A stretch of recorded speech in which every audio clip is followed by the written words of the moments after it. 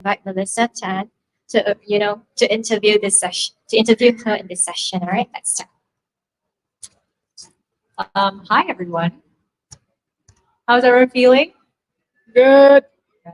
Thank you so much for being here, for being a loyal green tea supporter, for being part of this movement, caring about what happens to Malaysia and our greater whole in terms of the fight against plastic pollution. Thank you for bringing that mic up as well. And thank you, Jemilah, for being with us here on a Sunday afternoon, which everyone here deserves a pat on your back, especially to the Greenpeace team that has done an amazing job putting all of this together.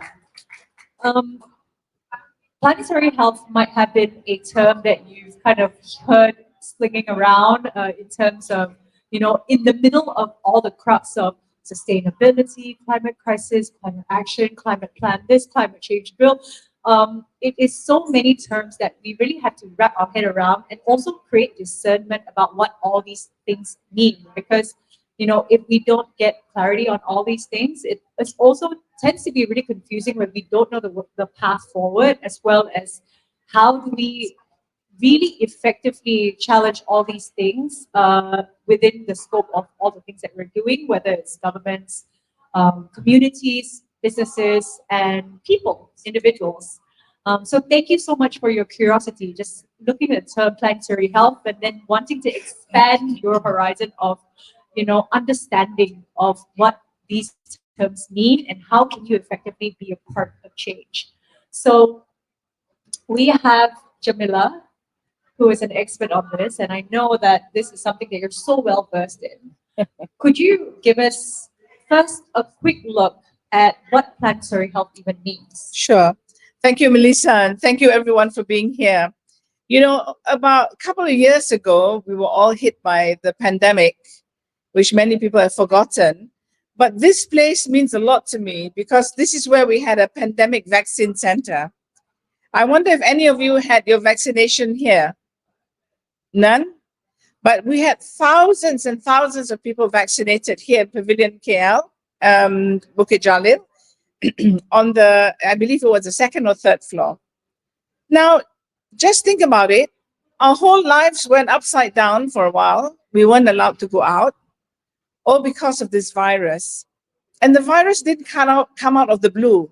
It happened because a vector, a bat, and other animals were carrying the virus, but many viruses can live in animals without any harm. But when they start to cross to us, that's when these viruses cause terrible disease, and COVID is one of them. Now, it happens also because we've destroyed the environment of these animals, and then there's a lot of wildlife trafficking going on, and people are traveling around the world, and that's how the disease spreads.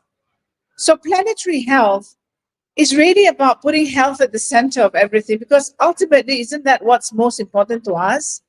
And recognizing that if you don't have a planet that is healthy, you cannot have healthy human beings and human well-being, including your economies, your social well-being, the environment, and so on and so forth. Thank you so much. And when you bring it back to health and how all those three factors are intricately linked, it's not just ecosystems, it's us, it's the planet, and all of those things mean the same thing because there's oneness in that definition. I guess sometimes when we think of planetary health as this new term that we have to get familiarized with, at least most of us, how does that differ from sustainability? Yeah. Sustainability is really the end goal, what you want to live with, in a way that is not going to use all the resources, that we are able to thrive. Planetary health is really talking about how our behaviors actually change the planet, right? We talk about plastic use, the destruction of forests, the way we are traveling and causing a lot of air pollution, the fossil fuel industry, which is the major cause of pollution in the world, the agriculture, the way we grow our food is now mass agriculture, using a lot of fertilizers, clearing up land that was originally forested, monocrop culture, all this actually affects the health of the planet and therefore can affect the health of the people. The funny thing is this: when you think about a planet that's growing, our population is 8 billion, it's going to grow to 9 billion and then 10 billion, we have to grow more food. And in the process, what happens is you put more fertilizers into the ground, and that actually is killing the soil. So ultimately, the prediction is by 2040 to 2050, the soil we have will no longer be able to grow any food. So we have to find a new way of doing things. And we have to have a new way of also influencing how people choose how they live, right? Without too much single use plastic, using public transport, reducing emissions, reducing pollution, going for a plant-based diet rather than a meat-based diet, because the cattle farming, especially the large-scale cattle farming, is very, very bad for the environment. Now, we talk about transport and so forth, but agriculture is a major, major influencer as well. So I think that, planetary health is really about us reconnecting to our values, understanding that it's all about social justice. We all have to live well and thrive well. And to do that, we have to protect the planet. Beautiful. It is a message that we've kind of stopped embodying within our civilizations. We're not just disconnected from ourselves, we're disconnected from each other, and therefore disconnected from the planet. Yeah. Planetary health, sustainability, these things tend to take the last priority in anything that we're doing in human conquest right now, whether it's personal goals or industry goals, company goals, governmental goals. Where do you think people can play a role, and how does Sunway Center for Planetary Health fit in? I think there's many different levels how we can act. At an individual level is the choice you make, right? For example, I carry this everywhere I go. Everywhere I go, if I'm even traveling overseas, I always have my water container. I make it a point. I don't drink from a single plastic water and stuff. It's a choice. It's a message I'm trying to give as well. The second thing is in the choices you make in terms of food. For someone like me, I can only speak for myself, right? So that I can tell you that it can be done. I come from a family who loves food and who loves meat.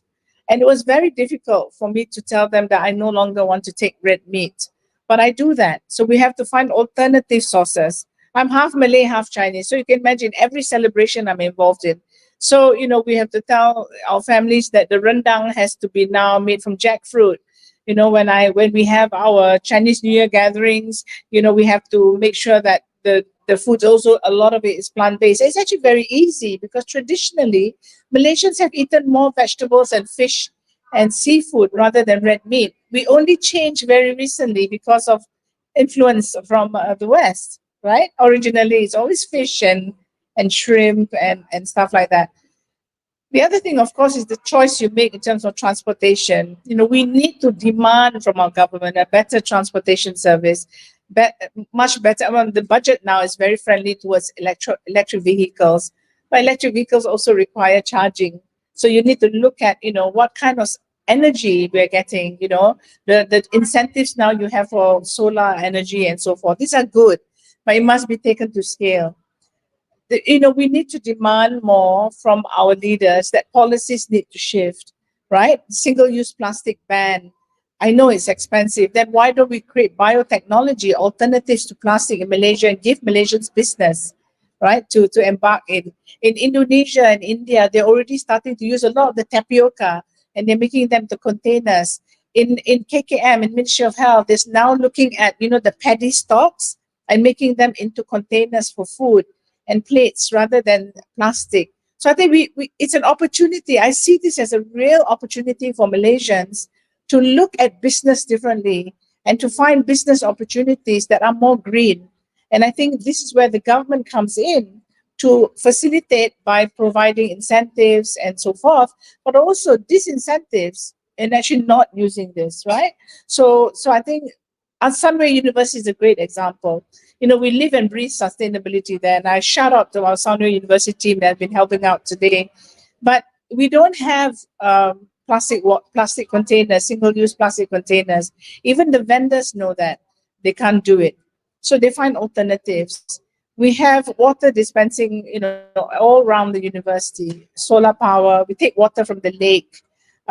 So I think walking the talk is very, very important. But at our university, I think it's the first university in the world that actually has planetary health and sustainability as mandatory subjects to pass before you graduate, which means that when you come out as a fresh graduate, you already are attuned to the new needs of the world, the new businesses that we will be embarking in. Because remember, 60% of children who go to school today are going to work in jobs that don't even exist today. So we've got to give them these new skills, understanding sustainability, planetary health, green technology, environmental science, so that those jobs will be the jobs of the future, whether we like it or not.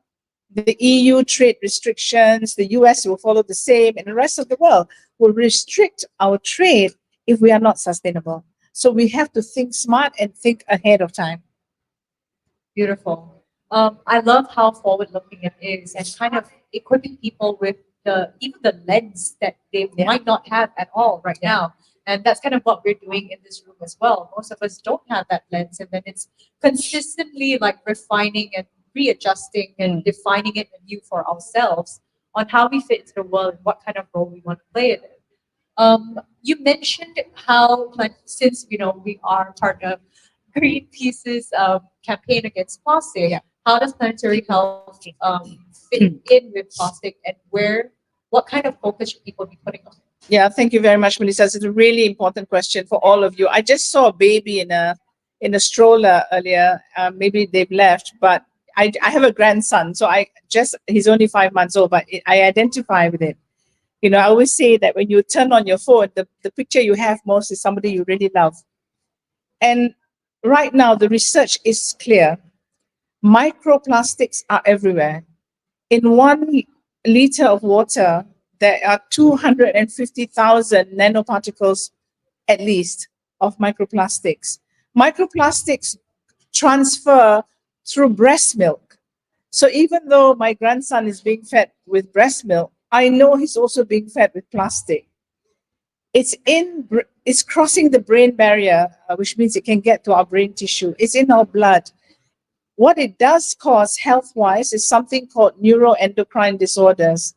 Neuro is brain, neuro is nerves, endocrine is the glands, right, that produces hormones.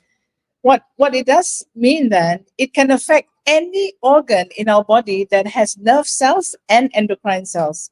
So this has been related to a rise in high blood pressure, diabetes, cancer in younger age group, and so on and so forth. So microplastics are very dangerous. Yes, I think a couple of days ago, I opened my news and it showed that they found microplastics in dolphin breath. So even the dolphins, when they breathe out, the microplastics can be measured in their breath. So it must be in ours too. So take this very, very seriously. And the worst thing is, of course, it's very difficult to give any medicine to dissolve the microplastics in us. We need to stop microplastics at source. So while some research is now showing you can do that, you can actually take water and so forth and put it through a special filter to remove the microplastics. This needs to be done at scale around the world because water is an essential to our life. But imagine now that it's everywhere, it's in our blood circulation, it could trigger cancer in us. This we should be very worried about. Thank you so much, Tan Sri. So now looking at what people can actually do. Mhm. I mean, I think most of us have been overexposed sometimes Yeah. with the consequences of plastic, the impact of plastic, and Yeah. how much of it is so pervasive around us. It kind of still always is that context. Country is leading the communications and behavior health track of behavior change track of the National Planetary Health Action Plan that's currently being developed for Yep. Malaysia. Yep. And I would love for you to tell us more about that Yep. and how that fits into a regional perspective as Yeah. well. I think that's something Melissa is also helping us with. We need everyone's voice. So if we want to change things, we need to have a policy change, right? And what planetary health is about breaking silos and creating systemic shifts. When you think about health, 80% of the determinants of health are outside the health sector. By the time you come to Ministry of Health, you're already treating an illness. What you want to do is stop being sick, stop being ill. So which means the transportation has to improve so that we have less pollution. 8 million people are dying a year because of pollution, right? You have to make sure that our food that we feed our children are highly nutritious. Because of climate change, we are growing food. They are calorific, in terms of calories, they are the same, but the nutritional value is lower. So the brain development and so forth requires nutrients. So we're actually feeding our children less nutritious food. So we have to change our agricultural habits. We have to make sure our water is clean. We have to make sure that there is social justice, equality. So that's all part and parcel of sustainable development goals. So it's all part of parcel of policies that need to shift, which means to get good health, Ministry of Finance, Ministry of Transport, Ministry of Agriculture, Ministry of Women's Affairs, Ministry of Communication, all have to be involved. So for the Planetary Health Action Plan, we'll see the breaking of the silos with the Sustainable Development Goals as the foundation. That's what you want to achieve, but in a way that requires us to work better, more efficiently through systemic change. Now, it's going to be presented to the Prime Minister on the 12th of November. Hopefully, he will endorse it, and therefore we can embark. It'll be the first in the world. It's ambitious. But it will therefore mean that even at ministerial level, they have to change the way they work. So this is difficult, right? You and I know, very difficult to change habits. So where we come in is to try and educate the public, make sure the public is very aware. And you know what? It's the young people, it's your vote to actually say, we need to do this. We need to change the way, health is looked at in the country. We need to change how economic development is looked at, right? Not just in terms of GDP alone, which is maybe benefiting some people, but how do you make sure that everyone's going to benefit? So I think, there are many ways our education has to change, obviously, a shift in education, the way we employ, the way we train. So, looking at the recent budget, there's some plus points there in terms of, carbon and so forth, but there's still a long way to go. I think there's a lot of gaps in that as well. But also, remember, we need to also create disincentives and incentives. Yeah. So I think this is very, very important. How do you, for example, in Singapore, right? In Singapore, if you walk more than 10,000 steps, you can get a Fitbit in Singapore. You go to Ministry of Health, they give you a tracker for your steps. And every time you walk, the more steps you have, you get points. At the end of the day, you can actually go to supermarkets and use your points to buy groceries. So I have my side of family also has Singaporeans in it. So, my niece's mother-in-law in Singapore can claim up to 1,000 Sing dollars in groceries just by walking. So encouraging good behavior, reducing pollution, the second thing that's happening in Singapore, I give you Singapore because they're a close neighbor, is when you go and shop, you have all the QR codes, right? And they will tell you, maybe you shouldn't buy that. There's an alternative to that, lower calorie, lower sugar, healthier. So it's very much about prompting the buyer to make good choices about health. So I think we've got to start looking at that, putting the power back into our hands by giving us good informed choices to make. So half the time, if the people are not informed, it's very hard for them to make an informed choice. So I think how we can then change the way our Ministry of Consumer, works. So I think bringing academic perspectives, bringing education, bringing private sector, bringing the public sector involved as well. So it needs the whole of society to want to demand a better life and a better future for the young children in this room.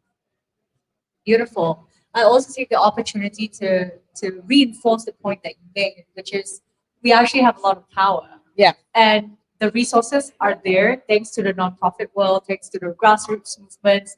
Even Greenpeace has a zero waste campaigner on their team. And, she's a beautiful resource to kind of really tap into.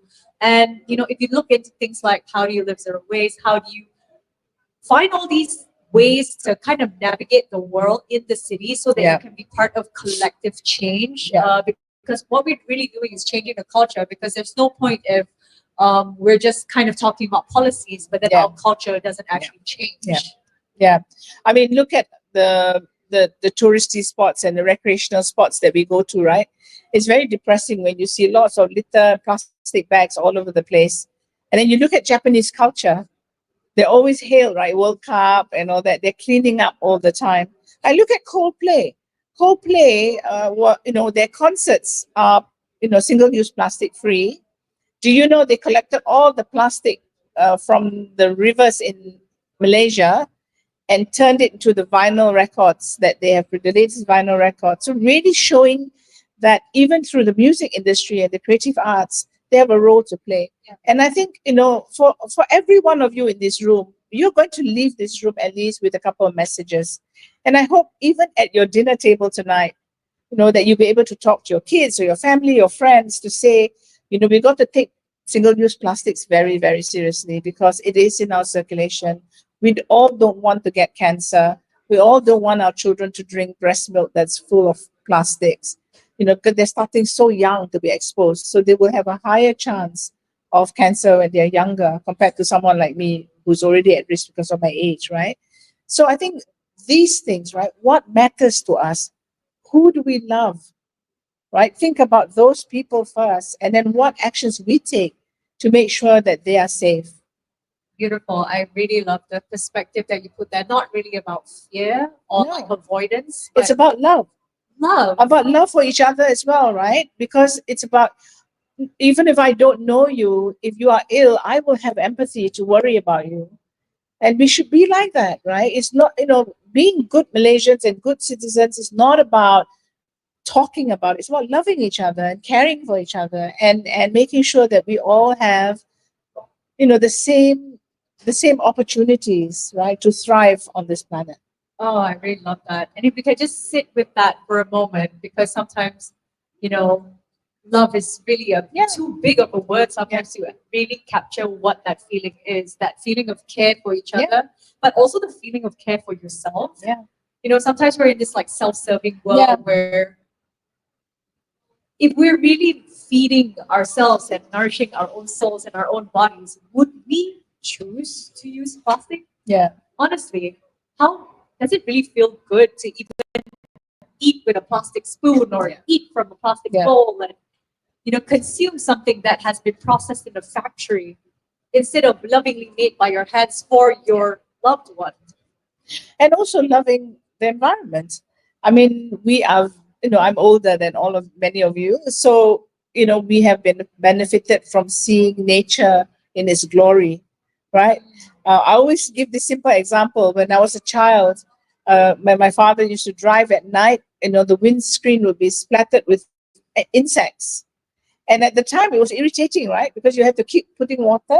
But if you drive at night now, you don't get that because we're losing up to 120, 150 insects per day, right? So I think this is a real problem because they are pollinators. They're very important for our life. So, think about it, right? The things that we will miss, Yeah. the future generations will not see. Beautiful.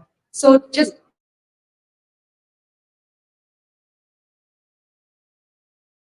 Q&A, I think. okay, touching on this is kind of your chance. And you can just raise your hands and then share that with the group. Once you're able to make it.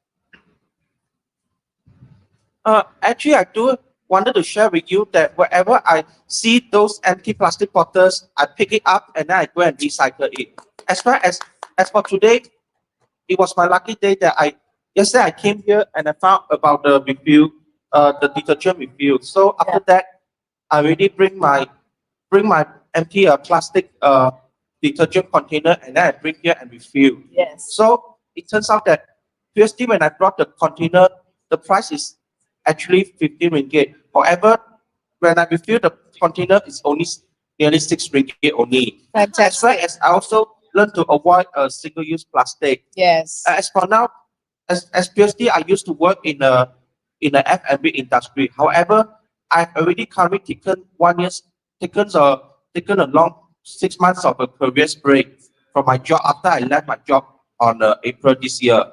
That's all. I think what you're doing is fantastic, right? Fantastic. Yeah. So we need to have more of this. There's this wonderful auntie who comes to Sunway University. I call her auntie, even though she's younger than me.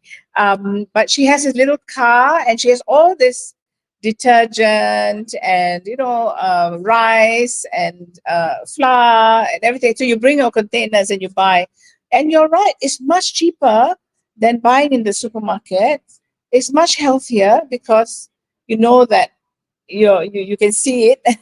And the other thing, of course, is that it's sustainable. It is less use of plastic, and you're helping an auntie who's probably retired doing a business to get some economic. So that's something you could do. Rather than go back to a 9 to 5 job, these are entrepreneurial ideas where you could actually be a service to communities. So she goes from housing estate to housing estate, and she drives a little car, and everyone kind of knows her, right? But she's doing a great service to us. Thank you. Thanks for that brilliant insight. And thank you, Tansri. We have room for one last question from the crowd. If anyone has anything to share or something they need clarification on. That's a question. 1 minute, we'll get to you. Okay, Yeah. all right. Thanks for sharing. Because we're running One short of minute, time, yeah. so we'll just respond to one question. Can you like ask a question? So I've been reading a lot about this microplastic Yep. thing. It's what you've just shared also. So is there any? I wonder if there's any standards set by the government on to, for example, how many ppm or whatever. Nothing, right? Globally, there's none. So this is a problem, right? So this is what Greenpeace and others are doing. But you can't control it. If people are still using plastics and single-use plastics, it will still be there Okay, so there's no like global standard on. at the moment. I mean, ideally it should be minimal, but it's already a lot. Okay, thanks. We can take maybe this last question and I run. Yeah. Sorry, I have another event. Yeah. So, hello, Tansri. Sorry, I won't be taking No much of your problem. No time. problem. What you said earlier about us, the youth, taking initiative Yes. to ensure we do our part Yeah. into taking care of the reducing the use of plastics. I'm more curious about how we can like use to combat. Or how do I say this? People do this because it's convenient, right? Yes. So what is the challenge to compete with convenience? Because I will admit with you that as youth, although we are idealistic, we are also a bit lazy. Yeah, And yeah. we love the easiness of convenience. So what is the main challenge of, or what's the main thing we can do to combat that? I think this is about self-realization, right? That is important. I mean, ultimately, it is about self-realization. But I think as youth, why don't you create little groups to challenge each other? We are all kiasu by nature, right? We don't want to lose, huh? So maybe you and your friends, one thing I say, create a group that, for example, you practice meatless Mondays, and then you challenge each other. How many times do you use single-use plastics this week? And just incentivize each other and push each other, because I think it really works when you're in a group. Like I have a little group chat where we compare how many steps we take every week, right? So that we incentivize each other. I think you've got to do that. The other thing I think is, reading and realizing the harm it can cause to you. As young people, you are more exposed than people like me because, you'll be living longer than me, obviously, from now on. So your years of exposure is going to increase. So it's about, health as well, ultimately, and then of course, pushing for policies. I think youth voices, you have a vote, and you need to come together and push for policy change. I don't know whether you've been following the news. Earthrise, for example, is now putting a legal suit. That's right, against BlackRock, right, for a lot of the greenwashing and stuff. So young people are very, very important because we are moving into an era where I think the ultimate and only recourse we have is litigation, because sometimes governments and corporates won't change unless they're forced to change. So keep at it. Now, I have to run, unfortunately, but I want to point to a couple of things. Greenpeace has been wonderful working with us, and we have this position paper for the minister to take to the INC5, which is the negotiations on the plastic treaty. So, we really want him to be a champion. Secondly, there's a lot of resources you can get on the Greenpeace website, and from us if you want to learn more. We don't have time to talk about mental health and climate change. And even when you see a river full of plastic, I'm sure you get depressed. So Nazia is here. We run something called Climate Courage workshops for young people to how do you manage and overcome grief when you look at the changes in climate, environment, plastic pollution, and so forth. And finally, my ask to you is, this is the beginning of more conversations. So please be the voice for future generations. Thank you so much for all those resources, for this brilliant insight. Can we give Tantri a huge round of applause? Thank you, Tantri, for coming. Let's give her another round of applause. Yeah, and thank you, Melissa, for interviewing her. So a big heartfelt thank you to Tantri, and her insightful and inspiring session on planetary health and plastics pollution. So her powerful words actually highlighted the urgent need for a multi-stakeholder approach. And if the youth is lost and you don't know where to start, you could start volunteering with Greenpeace and organization in a room. For example, Sahabat Alam, CAP, or C4 Center, right? You can just access their website and see, how can you be involved. So from policymakers to businesses, civil society, and individuals, we all play a role in this movement for an